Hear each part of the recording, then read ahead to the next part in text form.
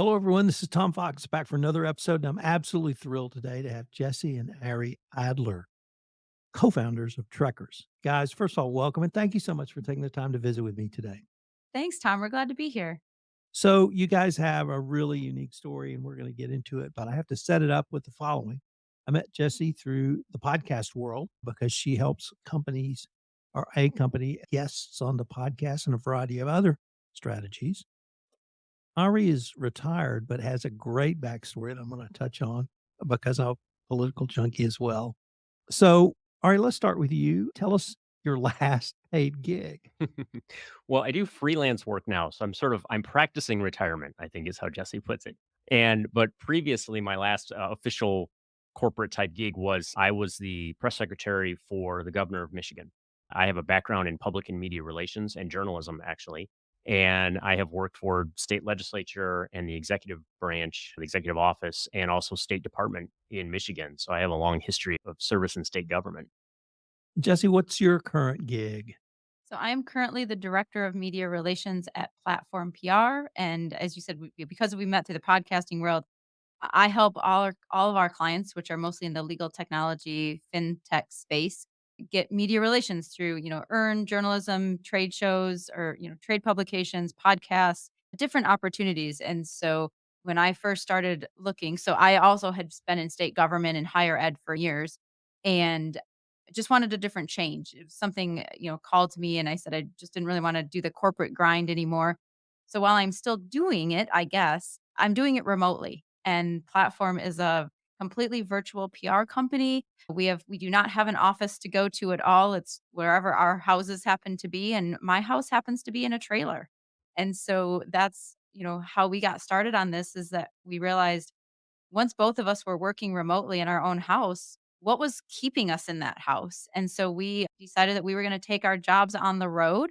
And that's what we've been doing for about 4 years. And that's actually how we physically met because you guys were down at LBJ State Park for to help out through the eclipse. And we were able to get together and actually physically meet. I guess you now have to say virtually meet and physically meet. And I heard this great story. So you decided you could work remotely. What led to first of all, let's explore your work at the state park. What's that? I've met several people who volunteer at national parks and will be on for 3 to 6 months. Is that what you guys are doing, or is it something different? It's very similar. We still have a home in Mm. Michigan, and most of our family's in Michigan. So we tend to be back there late fall into the holiday season. And then as soon as it starts to turn wintry in Michigan, we bail. And so we will head out somewhere where it is much warmer for the winter. And for the past couple years now, 3 years, we've been doing either Florida or Texas. And in Texas in particular, what we've been able to find is by volunteering at a state park, you become a park host. So you're either a park host where I work on the maintenance team, for example, at LBJ State Park. Or if you are in a state park that has a campground, you might be a campground host, helping campers with setup and check in and that sort of thing and helping to maintain everything. And usually what happens is you earn a site. So you get a full hookup site for your RV and you put in Texas's case, it's usually around 24, 25 hours a week per site. And that's how it works. And so we basically stay rent free for the winter by me working on the maintenance team.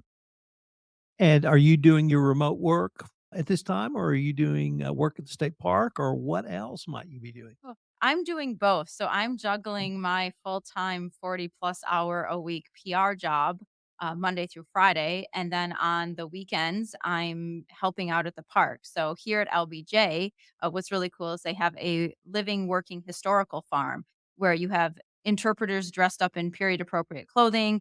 We have live animals. And so I spend most of my Sundays working at the farm, giving demonstrations and tours to the people who visit, explaining to them what life was like in 1918 in hill country when the German settlers had come in and they were trying to, establish the land. And so it's a far cry from what Ari's doing on the maintenance team, but I love history and I love that kind of thing. And so it's a nice reprieve from the daily grind of the PR world to like put myself back in 1918 with a slower pace and a wood burning stove and manual chores outside. And so it's just kind of a nice blend for me to be able to do that. And we say we kind of escape the winter, but we do travel year round. And for instance, last summer we camp hosted in Utah, and that was a park that did have a campground. And so we were more responsible there for, like I said, checking in campers, dealing with fire pits and registration and showers and all the different things, and telling the visitors, here are things to do in the area. And, if they had an issue with their trailer in the middle of the night, how could we help them? So it is a little bit of a blend. And so, yeah, I have to balance like my real job with my other real job of the park hosting. But that's why I actually love my employer, because they really appreciate what I do, and my clients love what I do. And they always, like, the first question anytime I get on the phone with a client is, "Okay, where are you? What's happening? What are you doing now?" And so it's just kind of a neat story to tell, and a better appreciation for the world we live in, that we're able to have this, like, work-life balance that we didn't necessarily used to be able to have. And I do wanna kind of give a shout out to my boss, because she started this company about 10 years ago. So we were virtual pre-COVID. Didn't really change anything for us in particular, other than the rest of the world finally understood what we had been preaching for years, which was, you don't have to be in a brick and mortar office to do your job. And so for Ari and I, it's the perfect way for us to travel and see the world and still pull in an income. When it's funny you brought up work-life balance, because I was gonna do that. One of the tricky things now is that balance of we often are traveling and we're in beautiful places, and it's a struggle sometimes for you to kinda hunker down and say, "I've gotta get my work done," or you've gotta be on meetings and that kinda thing all day long. But, the advantage is then when you clock out at the end of the day, we're somewhere usually amazing, that we can go for a hike, or on the weekends, we'll already be in a location like a national park or someplace more remote where we can get out hiking, and so that's what we love to do, and that's what we've really enjoyed. So tell me about your experience around the eclipse at the LBJ State. It was great. The weather could have been a little clearer, but as the folks who are around here know, it was a little cloudy, but we had some breaks. But, being on the maintenance team, we ended up spending months really preparing for that, making sure that things were up and operational all across the park, that we had enough signage everywhere for everyone, that we had one main field that we mowed down to make sure people had somewhere to sit and watch the eclipse. And also had to set things up to protect the wildflowers. LBJ State Park is known for its field of wildflowers, so we had to make sure that was all protected. So every day there was something new on the board that we had to do to prepare for it. But everybody, we had a great experience in terms of getting ready, but we had a great experience afterwards too. We fully expected, with the number of people we had, that the day after the eclipse was going to be cleanup day. Not just tearing down some of the temporary signs and barriers that we had put up, but also dealing with trash and just what happens when you have a large crowd. And a shout out to everybody who came to the park for the eclipse. We did not have much cleanup at all. A few random things here and there, but we organized to go out and really sweep everything, and there was really not a whole lot to do. So thank you so much to everyone that took care of the park while they were visiting. Yeah, I think the eclipse was something special. I know that's, we had made reservations, or I guess not reservations. We had made arrangements 2 years ago to be here at LBJ, specifically at this time period, to be here for the eclipse, because we personally wanted to see it. But it was also just amazing to be part of that prep work. As anybody in Hill Country knows, I mean, they've been having emergency management planning meetings for years on this. And I think we all prepared for the worst. And because of that, nothing happened. And that was a good thing, because if you hadn't planned, I'm sure things would have gone wrong. But by over preparing and having that great crew, both, in Kerrville and in Fredericksburg and in Stonewall and Johnson City and all the places around, everybody was very prepared. And it was so much fun. And I think from our vantage point, yes, it was a little bit cloudy, but we still saw it. And the crowd cheer when it finally happened, like everybody that was sitting out in their lawn chairs, everybody just like was like, and, like, clapping, and that was what made it all worthwhile. And so I'm so glad that we made that decision 2 years ago to come back to this area and be here for that, because I think it's just the overall experience was what really mattered. At lunch, I happened to be sitting next to the chief of police at a Rotary meeting, and we talked about his experience during the eclipse. And he said almost what you said, that was, it was a 2-year prep, but because of that, they went off without a hitch. Obviously, the crowds were much smaller, but he said, "You cannot believe preparation you have to go through, no matter how many emergency management classes you've had until you actually do it, but that they think they now have the template if anything else ever came up, that they would know how to do it, and that just the whole process was very beneficial for emergency services and law enforcement in both counties." Oh, that's really interesting. I think Ari and I both can attest to being in the media relations world for years, crisis communications and crisis planning was always something that we had to do. I worked at a Big 10 university for a number of years, and every year we did a different crisis training plan. And that is a testament to those all of the folks that are on those plans for that reason. And so that's I think it for me a little better appreciation now having gone through a big event like that, that is why you prepare. And so I'm glad to hear that. That's really cool that they're ready for that now. Let's turn to the other part of your world, which is the travels you guys wanna do, and trekkers. So, I'm just gonna kinda turn it over. What is trekkers? What are you trying to do? Is it just sharing your love of nature and travel, or is it something else? It is a lot of sharing our love of nature and travel and hiking, and I think we get a big joy out of inspiring people, and we hear from them that we've inspired them to go see something different or try something different. It all started in it was 2019, so we kicked off the 2019. channel. We had this crazy idea. We were in Michigan at the time, and it was the 100th anniversary of the state park system in Michigan. And I came home and I had this idea and ran it past Jessie, and she was crazy enough to say, "Yeah, let's do it." And it was, what if we went to every state park in Michigan and helped them celebrate and kind of reviewed the parks? And so we set up this channel and kicked it off with the idea that there are 103 state parks in Michigan. We visited all of them within 1 year, and we did a video and a review of all of them, telling people what's there, what's the camping like, what's to do in the area, that sort of thing. And we got that done. We always tell people there's a lot of great state parks in Michigan. We recommend you visit all 103. We do not recommend you do it in 1 year.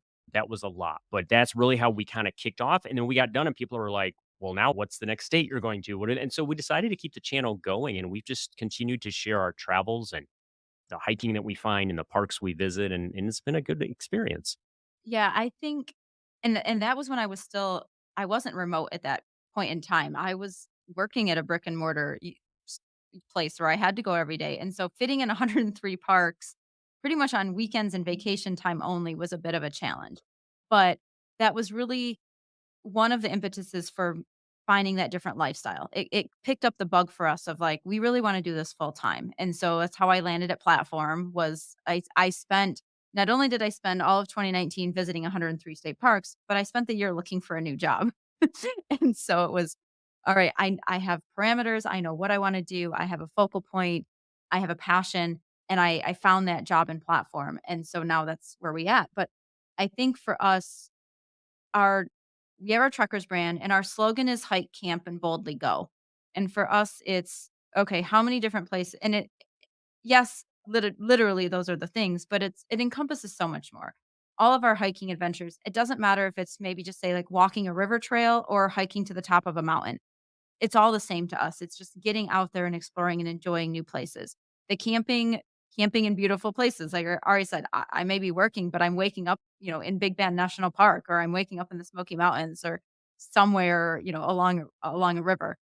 And then the boldly go is just seizing life by, and just going and doing whatever that is. And it means something different to every person because whether it's a mobility reason or an accessibility or a geographic reason, but it's just taking those opportunities and going and doing your thing. And, for us, it's traveling on the road. But for some people that don't have that opportunity because their kids are still in school or maybe they work at a job that has to be done in person, when can you do those opportunities? And so inspiring them to get out on their weekends and their vacations and get outside their comfort zone and go, boldly go do something and live life to its fullest because unfortunately we've had some maybe unfortunate deaths in the family all too early where you don't know what's coming tomorrow. You don't know if you're going to live to full retirement or even, past your 20s. And so for us, we didn't wanna wait, and that's what our channel and that's what our lifestyle is really all about, is not waiting till tomorrow, it's doing it today. So, how about top 3 places for each of you? Top 3 places. I mean, I'd be remiss if I didn't say hill country is one of them. I mean, there was a reason we came back here. Part of it was the eclipse, but also we had no qualms about saying, "Let's sign up again for this state park. Let's come back to hill country." In part because the last time we were here was during the major drought when you had no rain coming down here. Everybody kept talking about the wildflowers, and we'd see little tiny bunches and say, "Oh, yeah, those are pretty." And then this year, we finally realized what you mean by fields of wildflowers. It's just Of amazing. So course. it's a beautiful area, and there's a ton to do around here. And then I fell in love with Utah last summer. There's just so much there. Everybody talks about the big 5 national parks that are there, but there's so many amazing state parks and just little random areas to go out and boondock in the middle of the night with no lights on, no light pollution and seeing the Milky Way and it's just beautiful. That was 2. What's your That's 3rd? that's 2. What's the 3rd? I don't know. I'm gonna let you go and say at Uh-oh. least 2, and then I'll think about See what my 3rd one is. alright, so I was gonna say Utah, but you took that one, and it could be, but I'm gonna go a different route. So I'm gonna say this in a different way.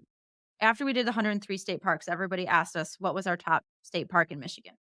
And we ended up actually doing a whole separate series on what are our top state parks in different categories. Because like a lot of places, even Texas, your state parks are very different. And so we kind of took maybe what's best for families, what's best for hiking, what's best for kayaking, whatever. So taking that sort of angle to this. Um, my favorite state park in Michigan, I'm just going to use that, is Porcupine Mountain State Park. It's now that I've been other places with real mountains, I understand that ours maybe aren't so big, but the Upper Peninsula of Michigan is just gorgeous, especially in the fall when you have the color changing leaves and there's this it's called Lake of the Clouds and it's just gorgeous overlook with this lake. And so that will always be at the probably top of heart for me. It's always one of my happy places and some place that we love to get back to. So that's always top of my list. But then going from that, national park wise, I'm actually going to choose Great Basin in Nevada, which we visited while we were in Utah, but it's not in Utah. It's in Nevada, right across the border. It is on the top 10 least visited parks in the national park system because it's kind of remote, hard to get to. But it has a glacier. It has an underground cavern with like stalactites that you can go into. It has an alpine lake. It has the wildflowers. It was just gorgeous. And to me, that just sort of epitomizes the entire national park system and why we have saved all of these over the years. Because I really wish more people would get there, although we'll keep it a secret so that they don't, so it stays pristine. But that's my let's see, that's 2. And let's see, what would be my 3rd favorite place? I was thinking you were gonna go with, like, Glacier or the Glacier, I would Badlands. That's the ones you tend to pull out. Glacier's probably my other one if I had to choose. And it's very for similar reasons, I think. Yeah, it's very unique, and that I guess if I had to pick one in particular, I would say I mean, I Yellowstone was our first national park, right? And I've always enjoyed Yellowstone. I think there's just a lot. That's not true, but sort of. Oh, that's true. We've Yeah, done we talked about that, but it because there's so many different things there to do as well, just sort of the ecosystem that's there and the environment and the nature, and there's just a lot of different you could spend days, and I think when we've done a trip there, we took our daughter there a number of years ago, and she graduated high school, and we spent, I don't know, 10 days or something just in that park, just exploring in a different direction every day because it's so big, so that I think that would be one I would choose. Yeah, I think so. It gets hard after, there's what, 63 national official national parks. There's 300 some national park units. Then there's every state has, 100 some state parks, and then there's just the roadside attractions. And honestly, sometimes I might just say my favorite thing is the roadside attractions that we see everywhere because whether it's Cadillac Ranch or it's the Gemini sculptures that are everywhere, the old Mufflerman sculptures, the world's largest ball of twine, what have you. Those are the things that make road tripping fun and the travels. Well, and I think if you're willing to take advantage of that when you're traveling too, and that's something that we do, we will kind of joke about, oh, it's the world's largest ball of twine, but we stumble upon some of the most unique and strange things that you would ever think of. And one I'm thinking of is it's the geographic center of North North America, America, yeah. right? Is in Rugby, North Dakota. For some reason, I remember that. We have a picture. It's just this little monument in a parking lot that somebody put up, and we have a picture with it. And it's like, I never really thought, what's the geographic center? Of North America, not America. the US, And it America, wasn't yeah. planned, it was just something we spotted as we were going through town. We might have been getting gas or something, I don't even remember, and we're like, "Let's document this." So it's just really strange, all the amazing things you find out there. It's the what's the one we saw last summer through Nebraska? A spot on the Oregon Trail where you can still see it's just at a rest stop, but you can still see the ruts where the Oregon Trail and the wagons went through, and, I mean, that's just history, and I think we love that kinda stuff, so we're total geeks when it comes to, like, pulling off and seeing history being made. Yeah. And we also tend to the other thing we do is we often try to visit state capitals. Whenever we are anywhere near a Mhm. capital, we will try to pull off and go visit, and I think it's because we have a background in state capitals, and we've worked in Michigan's capital for years, and so it's always unique or interesting to see how some of them are unique, some of them are very similar, but it's just a great way to learn about a state, to learn about its people and its history, so it's a great way to wrap that all up in one tour. Guys, unfortunately, we are near the end of our time for this episode, but before we leave, if listeners or watchers wanted to check out Trekkers, what would be the best place for them to go or way for them to do so? I think the 2 best places to find us would be on YouTube. Our channel is Trekkers with 1 K, and then the other place would be our website, and that's trekkers.org, and that's a great hub for all of our information of what we're doing for blogging and information about us and links to everything else that we have out there in the social media world as well. Yeah, we do blogs, we do product reviews as well, so of our camping gear, the things that we use in our trailer, so I think that, yeah, that's a good place to find us, and obviously all the social media channels as well, but and shoot us an email. We always wanna hear everybody else's story, and so I always we just wanna hear from people. What's your email then? Truckersorg@gmail.com. Great. Well, guys, I wanted to thank you again for taking the time to visit with us. I hope we can continue this conversation. This is Great, great. thank you, Thank you. Tom.